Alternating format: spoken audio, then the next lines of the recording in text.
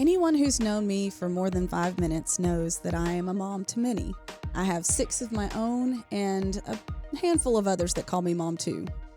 And being a mom has been my greatest joy in many things.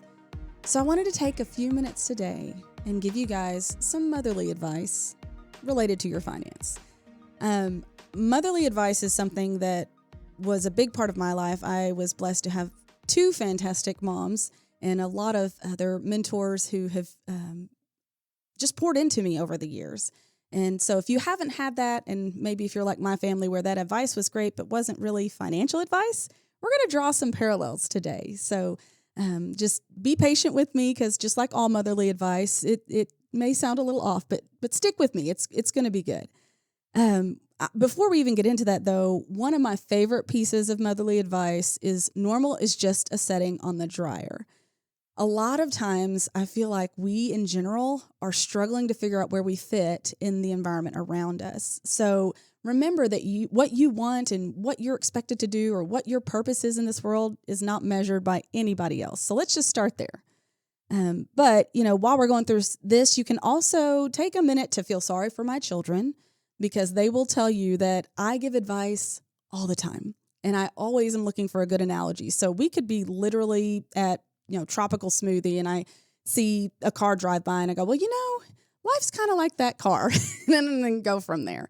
And since I'm also a financial advisor, I can turn just about anything, to include Disney movies, into a great parallel for financial independence. So you can feel sorry for my kids if you feel like this episode doesn't go well, or you can be grateful you sat through it.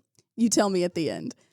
The first piece of motherly advice I want to talk to you guys about is that everything has consequences. As my kids are growing up and they were younger, I would say this all the time. Listen, everything has consequences.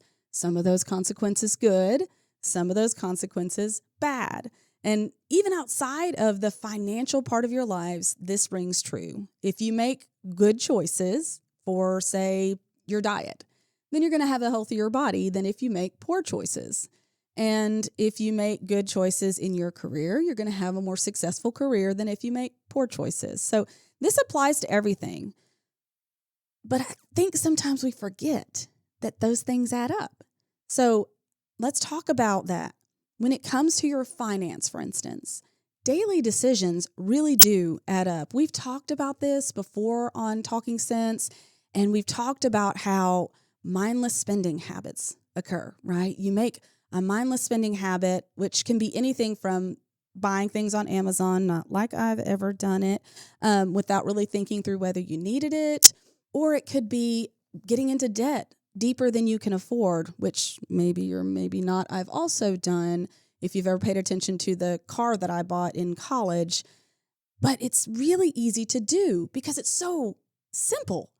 You get online and there's all these options for buy now, pay later, right? Whether it is just household goods or it's clothes, getting store credit is easy. Being able to dig that hole is so simple. The problem is that sometimes it gets overwhelming and it's hard to dig yourself back out. And here's the problem with those pay now or buy now, pay later plans out there. A lot of times what happens is you have a period of time where it's interest free, right? So I've done this before where I bought an appliance when I was younger and I did the buy now, pay later thing. And what I did not realize is if I didn't pay it off in that first 12 months, all of that interest that I thought was free gets added back on at the end. So I ended up paying a lot more than I meant to for that appliance. And if I'm being really honest, I didn't need that appliance. It was a TV, okay? So it's not like we were desperate for this thing, which is often the case, but be mindful of those sorts of things because those little decisions add up. So, for instance, I love 7 Brew. What I had to do to temper myself, and if you don't like 7 Brew, that's okay. We can still be friends. What I had to do to temper myself is say, I'm only going to get it on double point day, which is Tuesday, by the way, if you didn't know.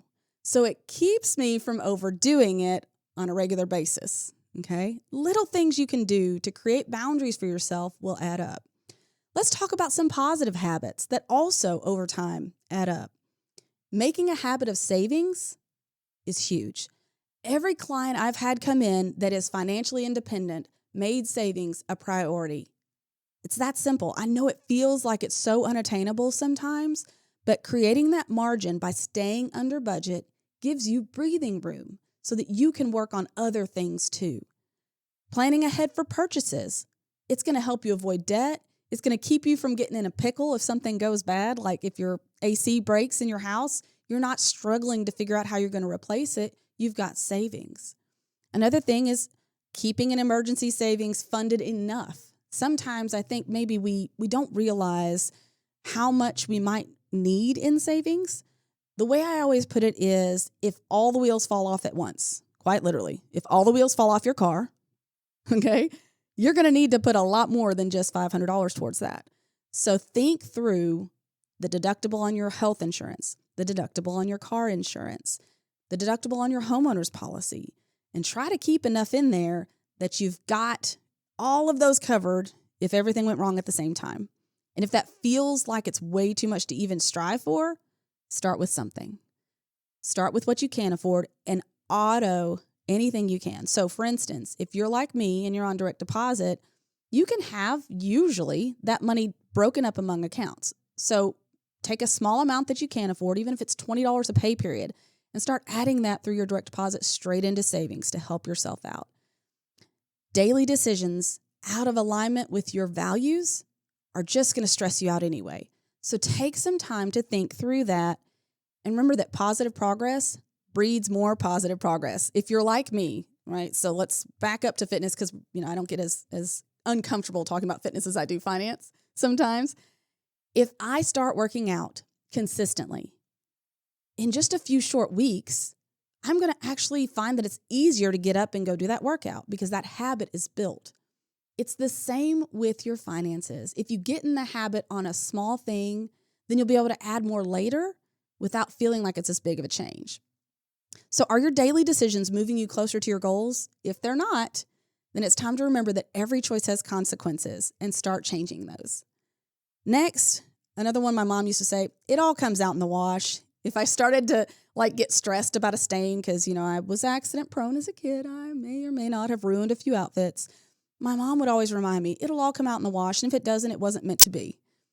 This I want to kind of parallel to market volatility because we've had some of that recently. So it's a little fresh in your minds. If you're panicked, you're going to make the wrong decision typically. There's something that John Shrewsbury, one of our owners, says a lot, and I agree with him. He says sometimes what you need is just a big dose of leave it alone. Now, how can you do that though? How do you really let it all come out in the wash and not end up with a big stain on your financial journey? You got to have a plan and you got to have a strategy. If you're just buying and selling things at random with no purpose, then chances are you're going to find that you get a stain because it's not really meant to handle the ups and downs or use those to your benefit.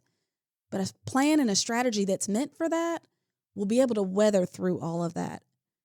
And then you will be in a situation where you don't have to panic constantly when the market's going up or down because it's just part of the process. And if you've never watched our video about the cow story and you're in that younger accumulation phase of life where you're just trying to build wealth for later, I'd encourage you to go hunt that down on our website and watch it because it helps you understand how market volatility works when you're accumulating so you can kind of apply that to yours and maybe help you not panic next time. But the key is educating yourself. If you understand those ups and downs, then they don't feel as painful when they happen. So it all comes out in the wash. Next one, and this one's one that was really hard for me to learn. It honestly took a divorce for me to be able to really get this one, is that it's okay to ask for help. Don't be afraid because everybody needs help at some point. First thing you've got to do if you really want to be successful in your financial journey, you've got to educate yourself. It's really hard to accidentally be successful.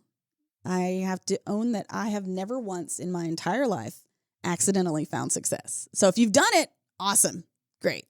But chances are that's not going to happen. So start by taking stock of what resources you do have access to. So when we're talking about building savings for retirement, for instance, do you have an employer plan? And if so, do you understand how to use it to your benefit? Because I know a lot of people, when they come to meet with me, they don't even understand the language inside of that employer plan packet. And the person who handed it to you is probably the HR manager. They're not licensed either. So take some time to educate yourself on that. You also have other resources like investment accounts. I've told people before, when I started at Gem Wealth, I didn't know about IRAs. I had made a lot of really good moves in my financial journey, but I hadn't started an IRA, which would have propelled me way further if I had started it when I was younger. So if you don't have an employer plan, an IRA is a great place to start. But for education, you've also got podcasts. There are a ton of them out there now. Like I always say when we're talking about getting resources off the internet, please, please, please remember there's a lot of information, not always a lot of wisdom. So take everything you see and filter it through common sense because, sometimes you're going to find it lacking. Watch your sources carefully. And then the big thing to kind of filter when you're looking at that is, do they have biases? That sometimes is hard to spot.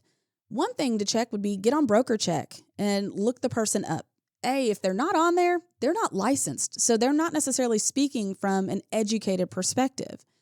They may not be able to sell certain products. So they might say certain products are just junk because to them they are. But you want to make sure that information is being delivered in a balanced way, regardless of who you're accepting it from. And if you don't know who they are or what their perspective may be, and you need a little help with that, our team's happy to help you with that. But you can find a ton of resources on our website. You can go to getreadyforthefuture.com, and we've got a whole Gem Wealth Academy full of stuff. There's blog posts, there's things you can download. Great place to start.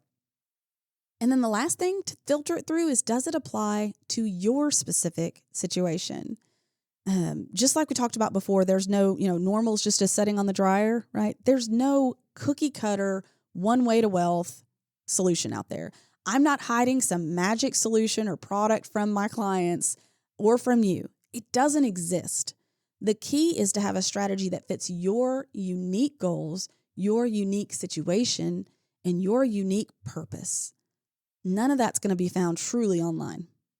But you can find some tools. And that's the key when you're looking online, is to find those tools. Another thing you can do is get some help through software options. There are a ton of different things out there that you can use to help you keep track of your spending, keep track of your budget, your investing. And that may help you determine where you are and figure out where you want to go. And one of the best resources out there, in my opinion, and maybe I am a little biased on this one, I'll tell you that up front, is your financial advisor. If you don't have one, maybe it's time to look at one. If you're having a hard time figuring out what to focus on or what goals to pursue, that person could be a great resource for you. And like I said, I am biased, so I'll own that on the front end. But here's the thing. It all starts with you. That's my last little bit of advice. There's a Henry Ford quote that I tell my kids all the time, and it's actually gotten to the point where really I just yell Henry Ford, and they know exactly what I mean. And the quote is, whether you think you can or you think you can't, you're right. Belief is the start of meaningful change. So if you don't believe you can, if you just tell yourself, I'm bad with money, no, you're probably going to stay that way. Take some time to acknowledge those thoughts that you have that tell you, I just can't be successful. Acknowledge that they're not true and that you do have power to change. All of us do. As long as you've got breath in your body, you are capable of making positive change in your life. It's just that simple. The changes are going to be hard, but you have that power. So don't cut yourself short. Don't sell yourself short. Certainly don't sell the next generation short if you're a parent by not making those changes and setting a good example, because you do have the power. But if you believe you can't, you've already lost the battle. So start by saying, okay, I can do this. I'm willing to put in the work. I'm going to buckle down and get it done. One thing I always remind my kids of is belief matters. So I'm going to say it again. Again, I told you might hate me at the end of this, but I'm going to keep going. Your belief matters. So it's time for our 2 cents, and I get to give you both cents today. I talked about this before, but I want to reiterate it. There is no one-size-fits-all solution when it comes to your financial journey, because all of us are on a different roadmap. All of us have a different destination. Even if we were going to call it retirement, and all of us call it retirement, we're getting there different ways because we all have different journeys. So just like nobody knows you like your mama, your advice has to be unique to you and your situation. So if you need some help with that, reach out and get some. And starting today is going to get you further than waiting. So pick one part. If it's just overwhelming, pick one thing that you can change. For me, again, we talked about 7 before. I noticed I was a little out of alignment, so I picked that one thing to change in the way that I spend. You can do the same. Pick one area, whether it's spending or savings or just the mindset that you have towards money. Make those changes and get started today. Thank you guys so much for joining me on Talking Sense today. Have a wonderful week, and we'll catch up again next week. Thanks for listening to Talking Sense. And if you like what you hear, make sure and subscribe to the podcast to get all the newest episodes. The Gym Wealth team is available to you 24/7 at info@getreadyforthefuture.com or by calling our offices at 866-653-PLAN. That's 866-653-7526. And while we like to have fun here, we're also financial advisors, and that means disclosures. You should personally consult a financial advisor before making any investment, and no strategy can assure success. Securities offered through LPL Financial, member FINRA SIPC. Investment advice offered through Independent Advisor Alliance. Independent Advisor Alliance and Gym Wealth Financial Advisors are separate entities from LPL Financial.